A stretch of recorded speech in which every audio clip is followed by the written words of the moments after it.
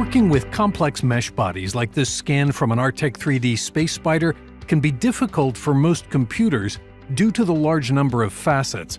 SOLIDWORKS 2020 introduces the Mesh Decimation tool, which can simplify the model to your specifications. The user simply has to input a percentage decreased target and hit Calculate.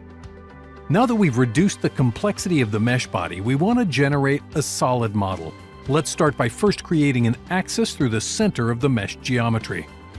In SOLIDWORKS 2020, creating reference axis and planes from mesh geometry is now supported, and the new Tangency Select tool makes quick work of selecting the facets you want while avoiding facets you don't. After the solid model is complete, it can be compared to the initial mesh data using the new Body Compare tool. This provides a visual heat map showing the maximum distance between the vertices of the original mesh and the finalized solid body, making it easy to find inaccurate features or features that weren't modeled at all. With tools like Decimation and Body Compare, SOLIDWORKS 2020 makes working with complex mesh data effortless.